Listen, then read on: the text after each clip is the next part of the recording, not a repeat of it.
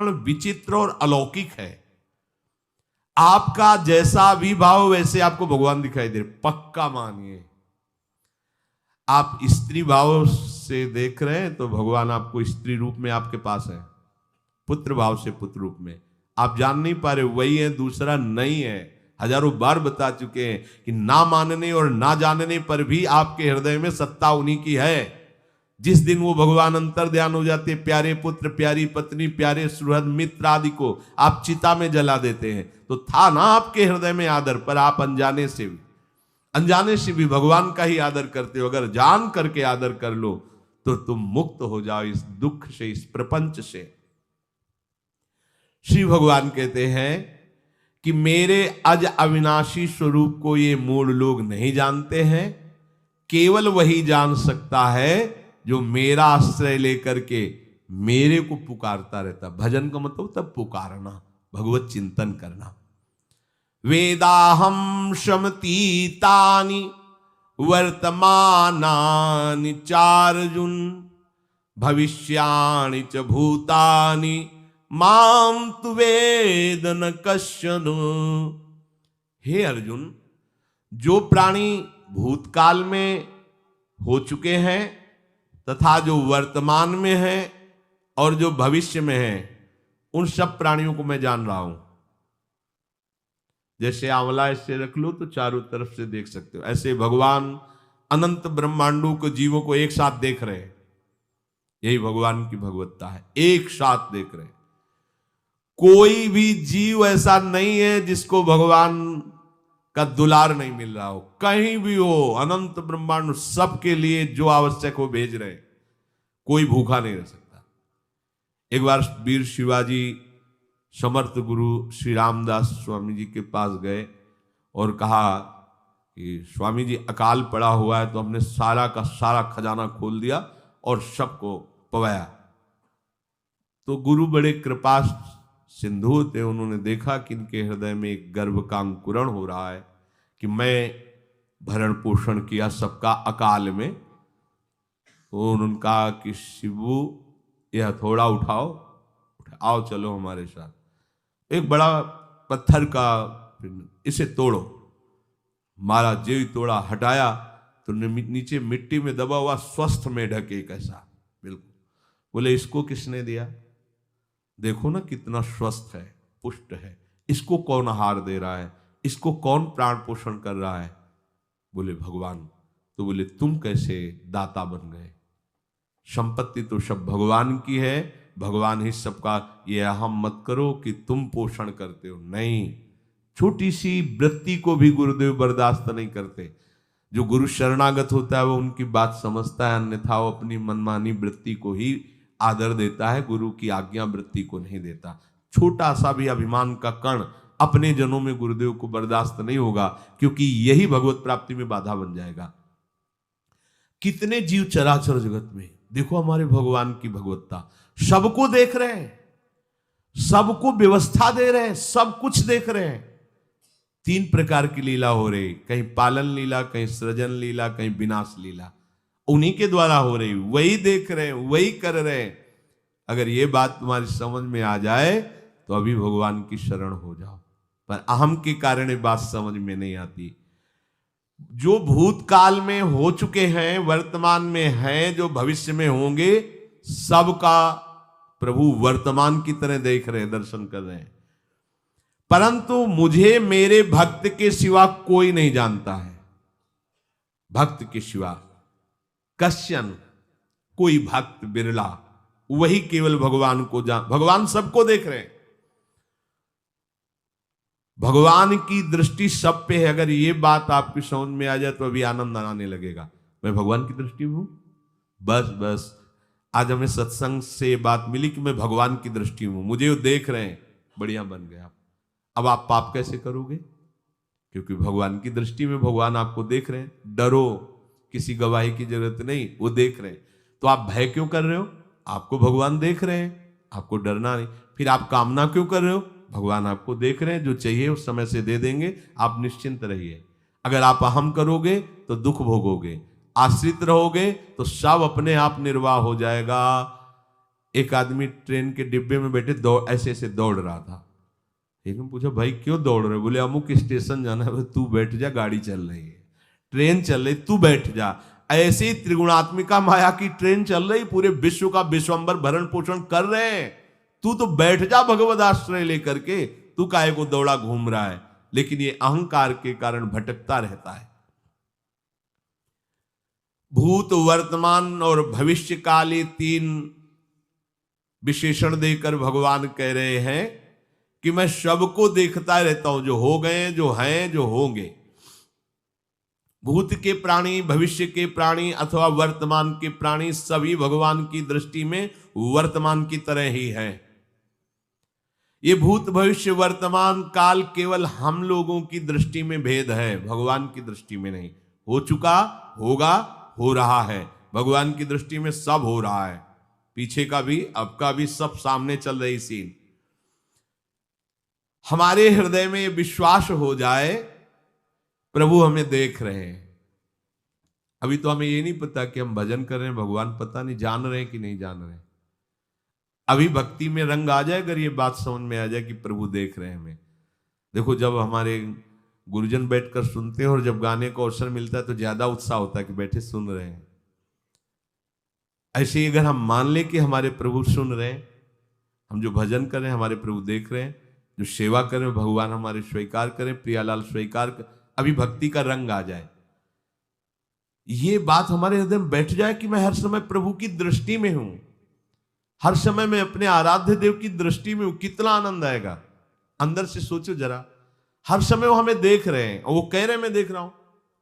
पीछे जो तुम किए वो देख रहे हैं वर्तमान की तरह, अभी जो वो तुम देख रहे हो, देख रहे हैं, आगे जो करोगे वो भी देख रहे हैं। वो पहले से उनको सब पता है, तुम ऐसे ऐसे चलोगे, ऐसे ऐसे कार्य करोगे।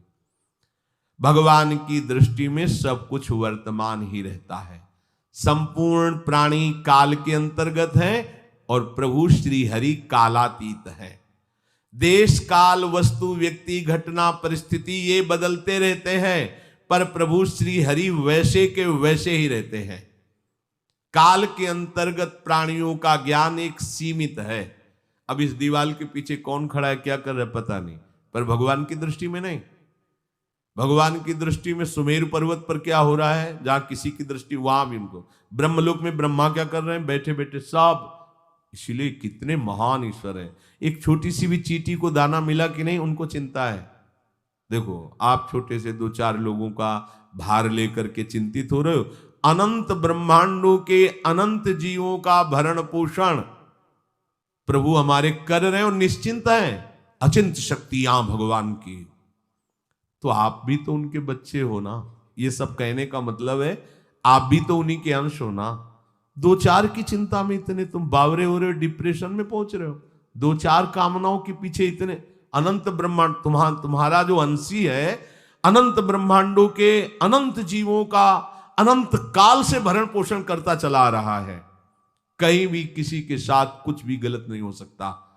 जैसे कहते हैं कि क्या गलत हुआ, देखो ना अभी तो बच्चा था, ऐसा ऐसा हो गया, तो तुम्हारी दृष्टि में बच्चा है, पीछे तो बहुत पुराना है ना, जो कर्म करके आया उसका फल। कहीं भी गलत किसी के साथ नहीं होता, ध्यान रखना। जहां कुछ होता है, अभी हमने देखा मानो कि ये तो बहुत गंदा है, तो सीधे जा रहा था, ये आदमियों ने मिलकर इसे पीटा, अभी सीधा चल रहा, पीछा टेढ़ा चल के आया है, और जिनको पीटा है वही आके इसे पीट रहे हैं। अब हम वर्तमान को तो देख रहे हैं ना, पीछे की बात तो देख नहीं रहे ना, और भगवान पीछे की देख रहे हैं कि इसने पीछे बहुत ऐसा गलत किया, उसका हिसाब इसको मिल रहा है, इसलिए चुपचाप देखते रहते हैं। ध्यान रखना, इतना भी गलत नहीं हो सकता इस सृष्टि में। वो कैसे गलत नहीं हो रहा, अभी तो नवयुवक था, उसने कुछ ऐसा किया ही नहीं, अभी तो नई अवस्था थी, अभी तुम्हें दिखाई दे रहा है 15 वर्ष का है, लेकिन भगवान देख रहे हैं मेरा पुरातन अंश है, किस जन्म से क्या क्या करते चला आ रहा है। ये ज्ञान हो जाएगा तो किसी भी बात में आपको दुख नहीं पहुंचेगा, विक्षेप नहीं पहुंचेगा। नहीं, बड़े बड़े विक्षिप्त हो जाते। एक गौतमी नाम की महान तपस्विनी थी, महाभारत में कथा आती है, उसका एक ही पुत्र था और उसको सांप ने काट लिया। तो वहां की कुल भी उठा के लाए और कहा, देवी मां ये देखो सांप ने तुम्हारे बेटे को काट लिया। तो उनका इतनी सामर्थ्य सांप की कैसे हो गई कि मेरे बेटे को काट लिया और मेरे से भय नहीं माना। आकर्षण वृत्ति जीव ही की सांप सामने आ गया, तूने क्यों काटा, मैं तुम्हें भस्म कर दूंगी। सांप ने कहा पहले हमारी प्रार्थना सुन लो।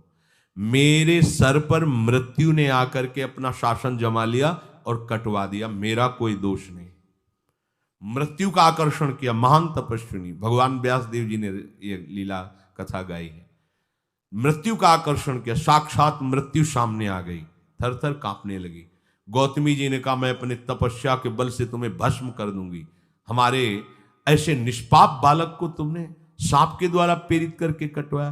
बोले मेरे ऊपर काल का शासन है, काल ने मुझे प्रेरित किया, मैंने सांप को प्रेरित किया, मेरा कोई दोष नहीं, ये काल का शासन। काल का आवाहन किया, काल उपस्थित हुआ। काल ने कहा कि मेरा इसमें कोई दोष नहीं, इस बालक के पूर्व जन्म के कर्म के द्वारा मैं प्रेरित हूं। इस बालक के कर्म से प्रेरित होकर मैंने मृत्यु को प्रेरणा की, मृत्यु ने सांप को प्रेरणा की और इसने डस लिया। अब आप बताओ किसका दोष है? शांत हो गई, क्योंकि इस बालक के ही तो कौन काहू के सुख दुख कर दाता, निजकृत कर्म भोग सुन भ्राता। कोई किसी के सुख दुख का हेतु नहीं है, अपने कर्म ही है जो हमको दुख सुख देते हैं। और ये भगवान देख रहे हैं। कोई जैसे आपको अभी मनुष्य शरीर मिला, स्वतंत्रता है, अब आप जो पापाचरण चाहो छूट है कर सकते हो, या जो पुण्य कर्म चाहो कर सकते, या भजन करना चाहो कर सकते हो। ये स्वतंत्रता केवल मनुष्य शरीर को दी गई है। आपको जो पूर्व भोग मिल रहे हैं वो आपके पीछे के कर्मों के हैं। तो जो ज्ञानी जन होते हैं, विवेकी जन होते हैं, आए हुए प्रारब्ध को भोग लेते हैं, नया कोई पाप नहीं करते, निरंतर भजन करते रहते, भगवान की कृपा से मुक्त हो जाते। अगर भगवान की शरण में नहीं होगे, भजन नहीं करोगे, तो आपके ऊपर बहुत से ऋण है, दुर्गति हो जाएगी। ऐसा नहीं है। आप यहां भी तो देखो ना, आपके मकान, आपका व्यापार, सब कुछ आपका कहा जाता है, लेकिन सब कुछ सरकार का है। हर चीज का टैक्स देना पड़ेगा तुम्हें। पानी का भी टैक्स देना पड़ेगा, मकान का भी टैक्स देना पड़ेगा, और तुम भी जो करोगे वो पैसा दो सरकार को। टैक्स तुम ऐसे फ्री थोड़ी जा नहीं होता, देना पड़ता है ना। आप मान लो नौकरी कर रहे हो कि हवाई नौकरी करे, तो उसमें सरकारी टैक्स कटेगा आपका, क्योंकि आप सरकारी आदमी हो, भारत देश के वासी हो।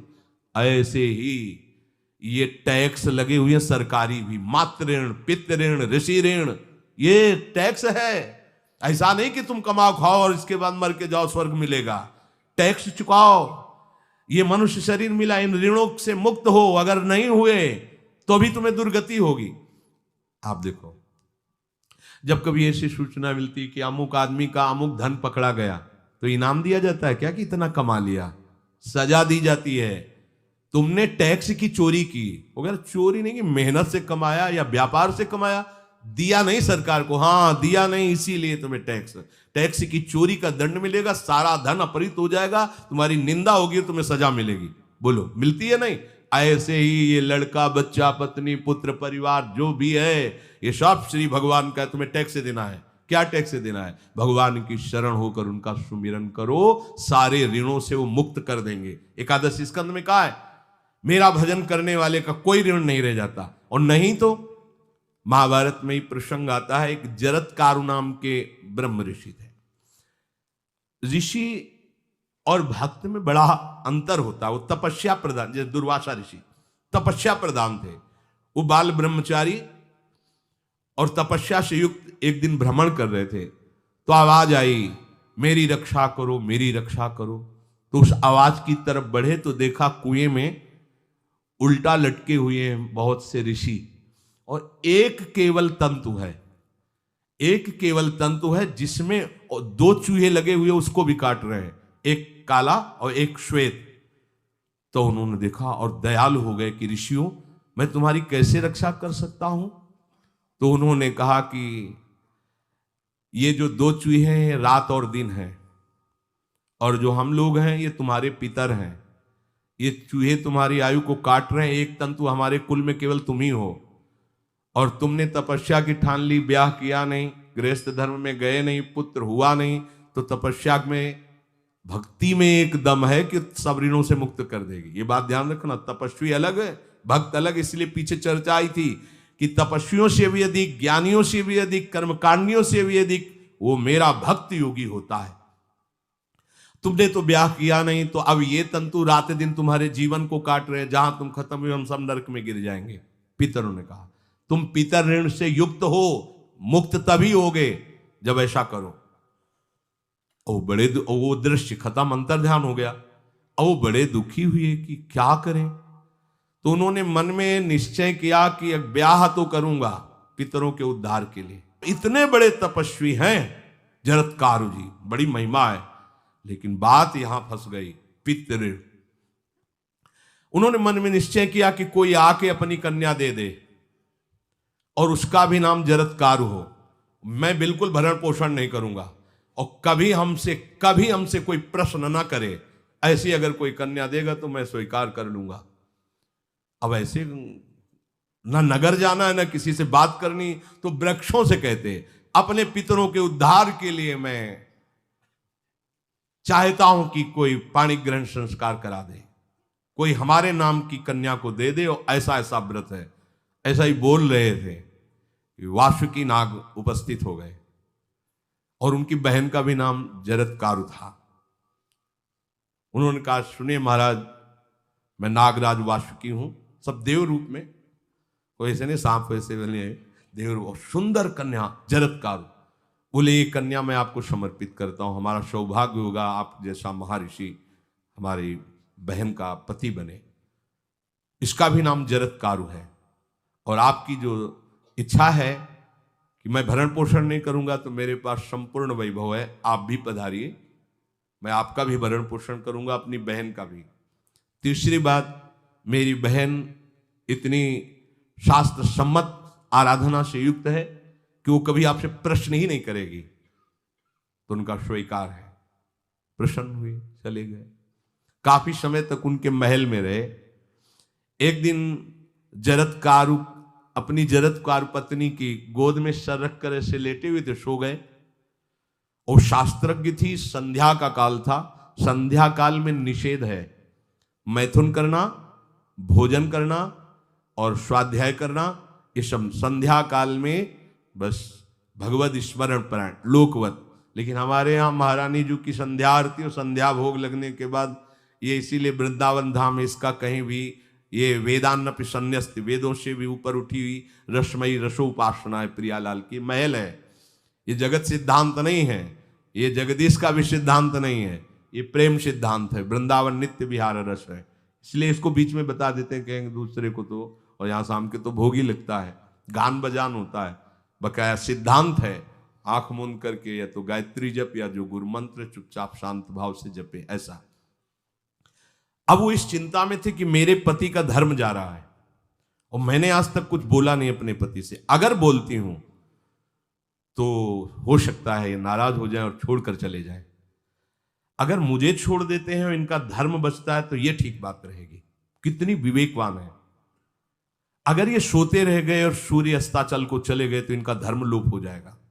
ये मैं होने नहीं दूंगी, अपने पति का धर्म लोप नहीं होने दूंगी।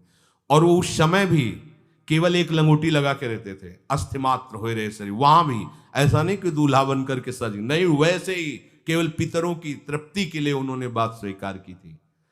उन्होंने कहा महाराज उठिए, संध्या का समय है, शास्त्र निषेध करता है इस समय सोना नहीं चाहिए, नहीं आपके धर्म का लोप हो जाएगा। महाराज उठिए, सूर्य अस्ताचल को बस पहुंचने ही वाले हैं, उठिए। उठे एकदम लाल आंख करते हुए, तुमने हमें टोका कैसे, तुमने हमसे प्रश्न कैसे कर दिया, मैं अभी तुम्हारा त्याग करता हूं। बोले स्वीकार है, आपके धर्म का लोप ना हो। कहीं सूर्य अस्ताचल को चले गए, आपने अर्घ नहीं दिया तो जीवन भर की आपकी उपासना में कलंक लग जाएगा कि आपने संध्या काल में शयन करते हुए सूर्य आराधना नहीं की, आपके धर्म का लोप हो जाए। बड़ा सूक्ष्म धर्म का विषय। तो उनका सूर्य की ताकत कैसे कि मैं सोता रहूं और वो अस्ताचल को चले जाए, ऐसे महात्मा थे। का सूर्य की ताकत कैसे, भगवान व्यास देव जी ने लिखा है, किसी कहानी की बात नहीं। सूर्य की सामर्थ्य कैसे है कि मैं अर्घ ना दूं और वो अस्ताचल को चले जाएं, सूर्य तब तक रुके रहते जब तक मैं सोता रहता। पर तुमने टोक दिया, अब मैं चला। जब चले तो उन्होंने कहा हमारे गृहस्थ धर्म का जो फल होता है, आपके पाणी ग्रहण स्वीकार का जो फल होता है उसको बिना दिए आप कैसे चले जा रहे हैं? तो उनका आस्ति वो है, चले गए। उसी से आस्तिक मुनि का प्रादुर्भाव हुआ और उन्होंने आगे बड़ा चरित्र है उनका, आस्ति, तो उसी से नाम रखा आस्तिक। आस्तिक उन्होंने जन्मेजय की यज्ञ को बंद किया। आप सोचो, एक पितर की तृप्ति के लिए उनको ये सब करना पड़ा। और श्री हरिशरणम और निरंतर भजन, तो मातृण, पितृण, देवऋण, ऋषि ऋण, सब ऋणों से उपासक मुक्त होकर के परम धाम को जाता है, एकमात्र भगवदास है। पर ये मूढ़ जन इस बात को नहीं जान पाते हैं। बिना कारण कृपा करने वाले प्रभु जीव को मनुष्य शरीर देते हैं। ये मनुष्य शरीर अंतिम शरीर है, अगर इसमें नहीं बना तो फिर चले जाओगे 84 लाख योनियों के चक्र में। इसी शरीर में अनंत जन्मों के संचित कर्म समुदाय का नाश करके भगवत प्राप्ति होती है या मोक्ष पद मिलता है। कौन सा प्राणी किस गति को जाएगा भगवान देखते हैं पर संकल्प नहीं करते, ध्यान रखना, क्योंकि आगे की भी देख रहे हैं। वो देख रहे हैं जो तुम कर रहे हो वैसे गति बनती चली जाएगी, भगवान संकल्प नहीं करते। भगवान तो एक बार संकल्प कर दिया, एको हम भविष्यमा, उसी में बहुत रूपों में प्रकट हो गए। अब तुम्हें संकल्प करना है कि इस जन्म में मुझे भगवत प्राप्ति करनी है। जो संत शास्त्र सदगुरुदेव कह रहे हैं ऐसा करो ऐसा ना करो, यदि आप इस भावना को स्वीकार करके आराधना करेंगे तो निश्चित निश्चित भगवत प्राप्ति इसी जन्म में हो जाएगी। प्रभु केवल तुम्हें निमित्त बनाना चाहते हैं, कल्याण तो वही करेंगे। जैसे अर्जुन से कह रहे हैं भीष्म आदि द्रोण आदि मेरे द्वारा मारे जा चुके हैं, तुम केवल निमित्त मात्र भवशव्य साचिन। ऐसे ही अय उपासक तू केवल निमित्त बन जा, जो शास्त्र सदगुरुदेव आज्ञा करते हैं वैसे ही तू चल दे अपने मन को मार के, केवल तू निमित्त बन जा। कल्याण या भगवत प्राप्ति या मोक्ष वो तो भगवत कृपा से होगी। पूरी उद्धार की सामग्री तेरे अंदर जागृत कर देंगे प्रभु, केवल तू निमित्त बन जा, मेरी कृपा तेरी सारी बात बना देगी। विश्वास करो, इस बात पर विश्वास करो। भगवान कह रहे तुम निमित्त बन जाओ, जो आदेश कर रहे हैं वैसा पालन करो, काम तो सब मेरी कृपा कर देगी। जो ऐसे मनुष्य शरीर ऐसी कृपा प्राप्त होने पर भी भगवत प्राप्ति नहीं कर पाता, तो मयानुकूलेन नभस्वतेरितम पुमान भवाब्धिम न तरेत सा आत्महा। ऐसी मेरी कृपा का सहारा मिलने पर यदि वो भगवत प्राप्ति नहीं कर पाता तो बोले आत्महा है, वो आत्महत्यारा है, वो दुर्गति को प्राप्त होता है। मनुष्य के लिए खास बात है कि प्रभु ने कृपा करके तुम्हें जो सामर्थ्य दी है, जो समझ दी है, जो सामग्री दी है, उसका दुरुपयोग मत करो। केवल भगवत प्राप्ति के लिए चलो, केवल भगवत प्राप्ति के लिए। ये सबकी समझ में नहीं आएगा, बिल्कुल बात समझ ले। केवल भगवत प्राप्ति के, ये जो कहते हैं कि और हमारे धर्म कर, ये सब फसाव है। आप गृहस्थ बने रहो, आप व्यापारी बने रहो, पर आप लक्ष्य रखो कि मुझे इस जन्म में भगवत प्राप्ति करनी है। आपका लक्ष्य दृढ़ होगा तो नाम जप चलता रहेगा, संसार का कोई विकार आपको परास्त नहीं करेगा। अगर आपने ऐसा अटल निश्चय कर लिया तो तुम्हें जो भगवत सामर्थ्य मिली उसका तुम दुरुपयोग नहीं करोगे। देख लो, अपने लोग बहुत बड़ी गलती करते हैं, जो आध्यात्मिक ऊर्जा शक्ति उसको विषयों में दुरुपयोग करके नष्ट कर रहे हैं। कहते हैं अब हमारा मन नहीं लगता, अब हमारा बड़ा शांति है, घबराहट है। क्यों शांति है, क्यों घबराहट है? जब तक तुम धर्म विरुद्ध नहीं करोगे तो अशांति नहीं हो सकती, भय नहीं लग सकता, विषाद नहीं हो सकता, क्लेश नहीं हो सकता। लिख लो ये बात, किसी को भी कभी भी भय महसूस हो रहा है, अशांति महसूस हो रही, घबराहट महसूस हो रही, आप भगवत प्रदत्त शक्ति का दुरुपयोग कर रहे हैं, समय का दुरुपयोग कर रहे हैं, सामग्री का दुरुपयोग कर रहे हैं, अर्थात कोई न कोई अधर्म आचरण कर रहे हैं। अब भी आपको उपाय बता देते हैं। यदि तुम्हारा मन जलन पैदा कर रहा है तो भगवान से हाथ जोड़कर कहो कि हे नाथ, मेरे से अब तक जो गलतियां हुई हैं उन्हें क्षमा कर दो। आगे मैं गलती नहीं करूंगा, आपके बल से, आपके बल से। ये भी ध्यान रखो, आपके बल से, अपने बल से नहीं, आपके बल से। हे नाथ ऐसा मुझे बल दो जिससे कभी मैं आपके और गुरुदेव के विपरीत न चलूं। अगर कोई हमसे गलती हो जाए तो मुझे तत्काल दंड दे देना, क्षमा मत करना। आगे ये बहुत बढ़िया बात है। अगर हमको क्षमा कर दिया जाएगा तो हमारे मन को उत्साह बढ़ जाएगा फिर गलती करने का। अगर दंड दे दिया जाए तो मन डर जाएगा। इसीलिए प्रार्थना में ये भी कहना चाहिए, पर हिम्मत नहीं पड़ेगी, क्योंकि मन को बहुत दुलार करते हैं ना, कि प्रभु मेरे से जो गलती हुई उसे मुझे दंड दे दो, मैं क्षमा नहीं चाहता। क्योंकि हम देखते हैं जब हम क्षमा कर देते हैं तो उसका उत्साह बढ़ जाता है मन का और गलत करने का। प्रभु इसे क्षमा मत करो, इसे दंड दो। एक बार इसकी भरपूर बेइज्जती होनी चाहिए। जब इसको सब देखेंगे हाँ ये, तो अपने आप ही मन सही रास्ते में आ जाएगा। प्रभु आप क्षमा कर देते और बात गुप्त रहती है तो इसको बढ़ावा और मिल जाता है और पापाचरण कर, क्योंकि ये दुष्ट है ना। अगर साधु हो तो बचत हो जाए कि देखो प्रभु ने इस गलती को छुपा दिया और कोई जाना भी नहीं और क्षमा भी कर दिया, अब मैं आगे से बिल्कुल नहीं करूंगा। ये दुष्ट है ना, ये ऐसा नहीं करता।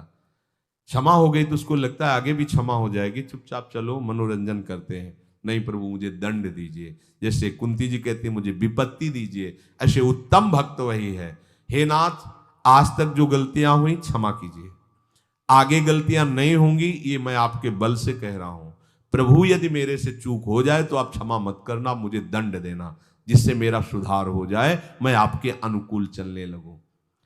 मनुष्य की असमर्थ दो तरह से होती है। एक असमर्थ कि वो कर ही नहीं सकता। जैसे किसी से कहा जाए कि तुम ये मकान उठा करके वहां रख दो, तो कर ही नहीं सकता। ऐसी सामर्थ्य जो आप में करने के लिए भगवान कभी आदेश ही नहीं देंगे, ध्यान रखना। एक बात ध्यान दीजिए, कोई भी ऐसी भगवद आज्ञा या गुरु आज्ञा नहीं होती जो आप नहीं कर सकते। आप जो कर सकते हैं वही आज्ञा होती है। दूसरी असमर्थ ये होती है कि करना चाहता हूं, समय भी है,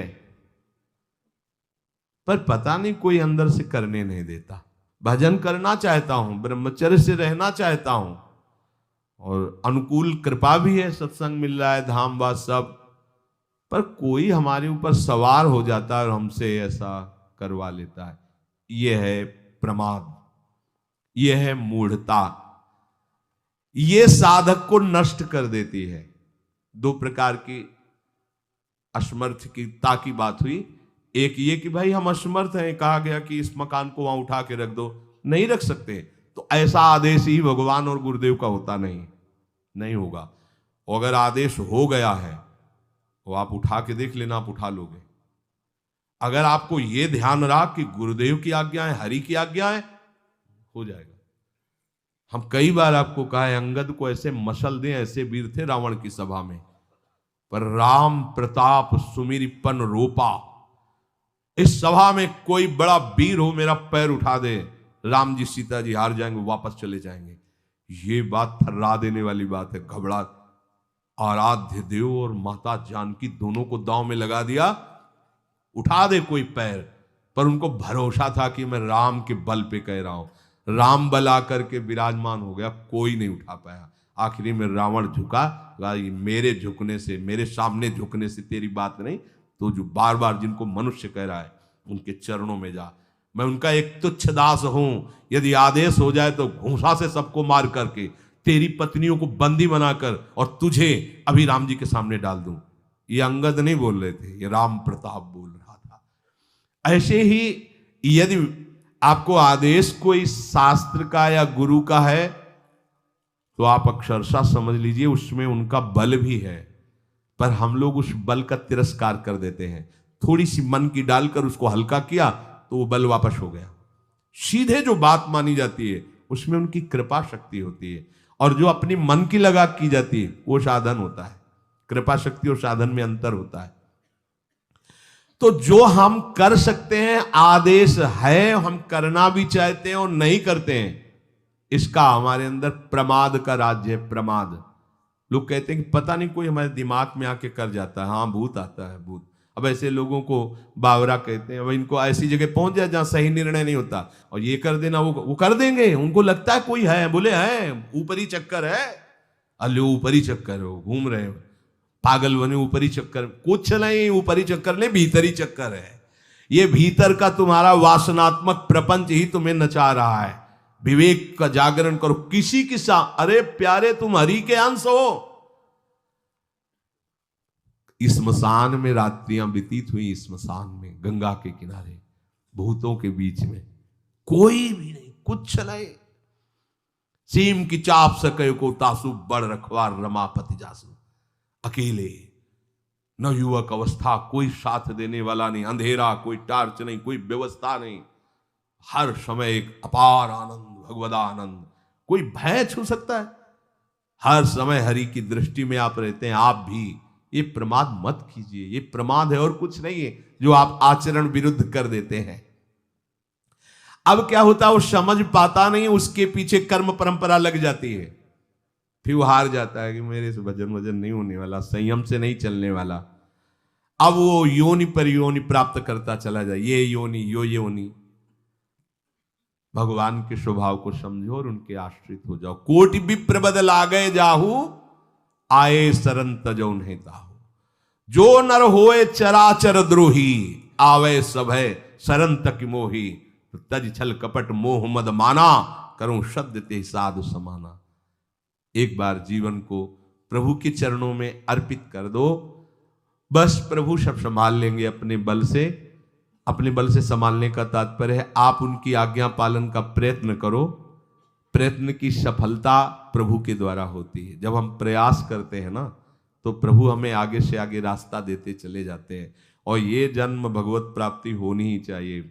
अब इसके नीचे सौदा मत कर लेना। प्रभु से मिलने के सिवा और कहीं सौदा न कर लेना, क्योंकि आपके पास धन है। ठग लोग आएंगे आपको ठगने के लिए, ये भोग भोग लो, ये भोग भोग लो। कैसे बताएं? यदि तुम भगवत आश्रित हृदय से हो जाओ तो स्वप्न में भी तुम्हें डिगने नहीं देंगे। एक बार किसी उपासक ने अपना अनुभव बताया कि स्वप्न में उसके सामने कई भोग सामग्रियां से भरा हुआ मकान, सब व्यवस्था, वो एक बहुत सुंदर तरुणी, बस हमने आपको पसंद कर लिया। ये स्वप्न की बात, हमने आपको पसंद कर लिया, हम जिसकी खोज में थी वो आप हमें मिल गई, बस अब तो हमारे जीवन धन आप ही हो। वो सुनने लगा, मतलब उसको अच्छा लगने लगा ये बात सुनने में। इतने में ही एक देवी प्रकट हुई, इतना सुंदर रूप कि करुणा बरस रही थी उस रूप से, और स्पष्ट कहती ये छल है, ये कपट है, झुकना मत, देखना मत, इसकी सुनना मत। यदि सुन लिया और इसके प्रलोभन में झुक गए और इसको देख लिया तो तुम चले जाओगे, तुम्हारा आंख खुल गई। बड़ा आनंद हुआ उस उपासक को कि स्वप्न में भी आश्रयदाता उसको डिगने नहीं देते। स्वप्न में भी, ये बात समझ लो, स्वप्न में भी भय आने नहीं, स्वप्न ही था। हो सकता था स्वीकृति उस उपासक के हृदय की हो जाती, लेकिन जगने पर हाहाकार मच जाता कि कैसे स्वीकृति हो गई। पर देखो, जिसका आश्रय लिए वो उससे सुंदर रूप लेकर खड़ा हो गया और समझा रहा है छल है, कपट है, झुकना मत, देखना मत। आप तो केवल आश्रित होके तो देखिए, जागते हुए, सोते हुए, स्वप्न में, ये तुम्हारी अवस्थाएं, प्रभु की नहीं है। वो तुम उन्हीं की गोद में जग रहे हो, उन्हीं की गोद में सो रहे हो, उन्हीं की गोद में शयन कर रहे हो। एकमात्र प्रभु का आश्रय लेकर निरंतर भजन करते हुए इस जन्म में केवल भगवत प्राप्ति, अन्य सौदे में हमें फंसना नहीं है। बहुत से प्रलोभन आएंगे कि ये फ्री ले लो, फ्री भोग लो, कोई नहीं जानेगा। आपको सौदा नहीं करना अपने हरि आश्रित बल का, आपको उससे केवल हरि की प्राप्ति करनी। प्रलोभन आएगा, ध्यान रखना, भय आएगा, हे भगवान आज तक जो भजन किया है इस भय को हटा दीजिए, क्योंकि इज्जत चली जाएगी, सब लोग थू थू करेंगे, मेरे से बहुत गलती हो गई, हटा दीजिए। हरि मुझे दंड दो, पूरी सभा में मेरा तिरस्कार करवाओ, ये मन लाख समझाया नहीं समझा, अब जब बेइज्जती होगी ना इसकी तब समझेगा, कुछ नहीं होगा और वो कृपा हो जाएगी, आगे बढ़ जाओगे। बिल्कुल अपने भजन को खर्चा मत करना, ना भय में और ना किसी सुख प्रलोभन में, तो इसी जन्म में भगवत प्राप्ति